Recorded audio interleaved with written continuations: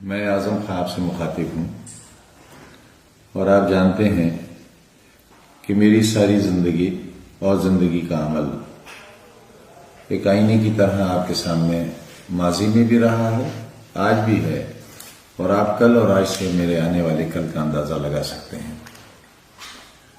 مجھ پر، میرے اپنوں پر، میرے پیاروں پر گزرے ہوئے 4-5 سال میں جو کچھ ہوا ہے وہ کسی سے پوشیدہ نہیں ہے، اور غالباً یہ ایک ایسی افسوسناک تاریخ ہے جس پر آنے والا کل ہندوستان کے اس نظام جمہوری پر ضرور تنقید کرے گا اور کچھ نہ کچھ اپنی رائے پیش کرے گا۔ روز اول سے زندگی کا مشن یہی تھا کہ جو لوگ بہت کمزور ہیں، بہت نظر انداز ہیں، اپیکشت ہیں، اور کسی مقصد کے تحت پوری دنیا میں اور بالخصوص ہمارے ہی اپنے مادر وطن میں ایک خاص طبقے کو پیچھے رکھنے کے لیے جو منصوبہ بند تحریک ہے، اس کا مقابلہ بھی کسی غیر منصوبہ بند تحریک سے نہیں کیا جا سکتا۔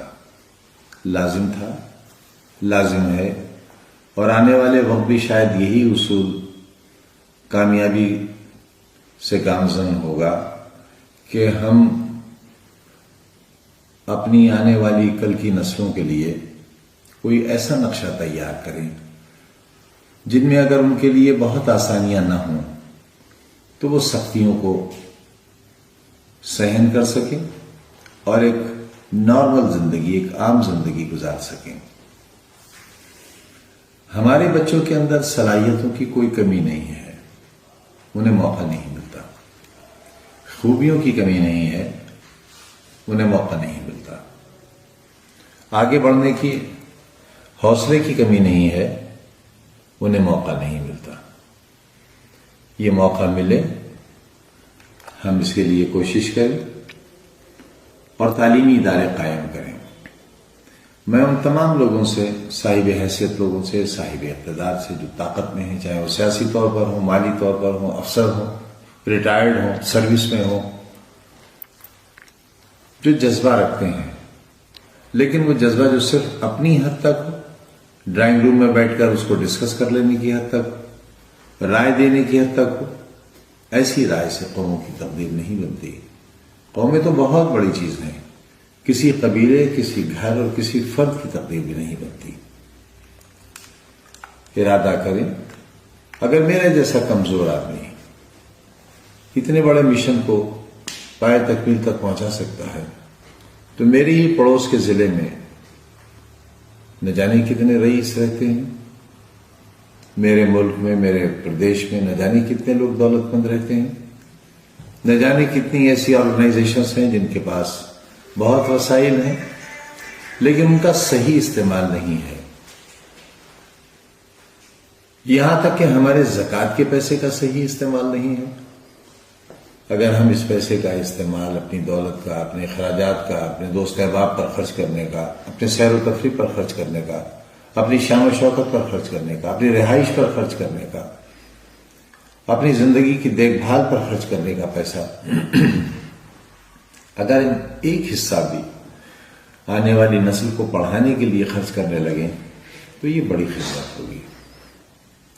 میں خدمت تو نہیں کہتا، ایک کوشش ہے، ایک یونیورسٹی بنائی ہے، اسکول بنائے ہیں، یہ بات بھی صحیح ہے کہ اس کے ساتھ بہت ہی نازیبا سلوک ہو رہا ہے، اور ہم کیسے برداشت کر رہے ہیں؟ ہمیں تو اپنی قوت برداشت پر کبھی کبھی حیرت بھی ہوتی ہے کہ ہم ہڈی گوشت کے بنے ہوئے انسان ہیں بھی یا نہیں ہیں، کوئی پتھر کی پہاڑی تو نہیں ہے، کوئی فولاد کا دریا تو نہیں ہے جو بہتا ہے لیکن فولادی طاقت سے۔ ہمارے اندر احساس بھی ہے، ہمیں غم بھی ہوتا ہے، تکلیف بھی ہوتی ہے، انگارہ ہمارے سر پر رکھا جاتا ہے تو اس کی تپش بھی محسوس ہوتی ہے، لیکن یہ سب کچھ برداشت کرتے ہیں اس لیے کہ ہم نے جو اپنے آپ سے عہد لیا ہے، میرے اپنوں نے، میرے احباب نے جو عہد لیا ہے، جو ہمارے ساتھ جیلوں میں رہے، آج بھی ہیں، جنہوں نے سختیاں سہیں، آج بھی سختیاں سہ رہے ہیں، جو برباد کر دیے گئے، لیکن انہوں نے شکایت کا موقع نہیں دیا. بہتوں نے دیا بھی، بہتوں نے تیزاب کے خنجر بھی پار کیے، لیکن بہت سے ایسے ہیں جنہوں نے بہت تکلیف کے وقت میں بھی ساتھ نہیں چھوڑا ہے، اور انہی کے تعاون، انہی کی محبتوں کے سہارے ہم ابھی تک کھڑے ہیں. آپ سے صرف ایک اپیل کرنا چاہتے ہیں، یہ تعلیم گاہ میری تربیت گاہ بھی ہے، اور یہ آپ کی آنے والی نسلوں کا سنہرا خواب ہے. اسے ٹوٹنے مت دیجیے. کوئی دولت، کوئی طاقت شاید اب اسے اتنا نہیں بچا سکتی جتنا طلباء کی تعداد اسے بچا سکتی ہے. آپ کے بچے، آپ کی بچیاں پڑوس کے اضلاع میں جاتی ہیں، اور بڑی تعداد میں یہاں سے طالب علموں کا منتقل ہونا میرے خیال سے ہمارے لیے ایک فکری موضوع بھی ہے.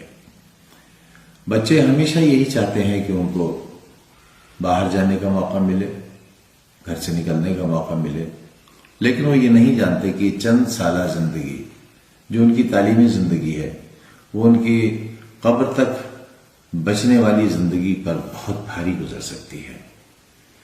آپ پر ذمہ داری ہے ان کی بہتری اور ان کے کل کے لیے آپ سوچیں. ان اداروں کی جا کر جو ہمارے ضلع کے دائیں اور بائیں بنے ہوئے ہیں ان کا تعلیمی معیار دیکھیں، وہاں کا ماحول دیکھیں، وہاں کی زندگی دیکھیں، وہاں کا اخلاق دیکھیں، وہاں کے جینے اور مرنے کے اور چلنے اور پھرنے کے طریقے دیکھیں. آپ کو اندازہ ہوگا کہ ہم خود اپنے آپ کو جان بوجھ کر جہنم کی آگ میں جھونک رہے ہیں. پھر ایک بار آپ جوہر یونیورسٹی بھی آ کر دیکھیے، یہاں کا ماحول دیکھیے، یہاں کی خوشنما فضاؤں کو دیکھیے، یہاں کے ٹھنڈے ماحول کو دیکھیے، آب و ہوا دیکھیے، یہاں کی ہریالی دیکھیے، آپ عمارتوں کا حسن دیکھیے، یہاں اساتذہ کی محنت دیکھیے، ہمارے طالب علموں کی شرافت اور ان کے پڑھنے اور یہاں رہنے اور جینے کا انداز دیکھیے، آپ ہماری تربیت دیکھیے آپ آ کر یہاں. اور یہ بھی جان لیجئے کہ ہمارے یہاں سے پاس آؤٹ ہونے والے اسٹوڈنٹس بیکار نہیں پھر رہے ہیں. ہم یہاں پلیسمنٹ کا کوئی وعدہ ماضی میں نہیں کرتے رہے ہیں. مستقبل میں کیا ہوگا یہ نہیں جانتے، لیکن ماضی میں نہیں کرتے رہے ہیں. اس کے باوجود ہمارے یہاں کے پاس شدہ جج بھی ہیں، اسرو میں بھی ہیں، ودھان سبھاؤں میں جوائنٹ سیکریٹریز کے پدوں پر ہیں، ہندوستان کے باہر اچھی ملازمتوں میں ہیں. اور اگر آپ سے میں یہ کہوں کہ صرف وہی بچہ خالی ملے گا آپ کو جس نے سروس نہ کرنی چاہیے ہو، ورنہ ہمارے یہاں کے پاس شدہ طالب علم کوئی خالی نہیں ہے. ہمارے یہاں پیرامیڈیکل میں، فارمیسی میں، ایگریکلچر میں ان کا کورس ختم ہونے سے 6 مہینے پہلے اپائنٹمنٹ لیٹر آ جاتے ہیں. معلوم ہے لوگوں کو کہ ہمارے یہاں پڑھائی ہوتی ہے. ہمارے یہاں فیس اٹینڈنس لگانے کے لیے نہیں لی جاتی بلکہ بچوں کو تعلیم دینے کے لیے ہی فیس لی جاتی ہے. آپ ایک بہتر ماحول اور بہتر مستقبل کے لیے، ایک بہتر کل کے لیے اپنے آنے والی نسلوں کا خیال رکھیے، ان کے لیے بہتر فیصلہ کیجیے، اور کم سے کم ایک بار آپ خود یا ان بچوں کو اپنے ساتھ لا کر اس یونیورسٹی کا دورہ کیجیے. ہو سکے تو مجھ سے بھی ملاقات کیجیے. میں یہاں آپ سے ملوں گا، آپ کے سوالات کا جواب دوں گا. آپ ہمارا انجینئرنگ کالج تو دیکھیے، IIT کی ٹکر کے ہمارے انجینئرنگ کالج ہیں. ہماری لیبس دیکھیے آپ، کتنی ماڈرن لیبس ہیں ہماری. شاید ہی قریب کی یونیورسٹیز میں ایسی لیبس ہوں. جو سہولتیں ہمارے یہاں ہیں، ہمارے ہاسٹل کی سہولت، وہاں کے کھانے پینے کی سہولت، وہاں کے کھانے کا اسٹینڈرڈ آپ آ کر دیکھیے، ایک بار کھا کر دیکھیے، فیصلہ کیجیے کیا بہتر ہے. اسی درخواست کے ساتھ یہ ادارہ آپ کا ہے. اگر آپ ہی اس کو نہیں سنبھالیں گے تو شاید اس کی اینٹ اور گارے کی بنیادیں اس کو سنبھالنے میں ناکام رہیں گی. بہت بہت شکریہ.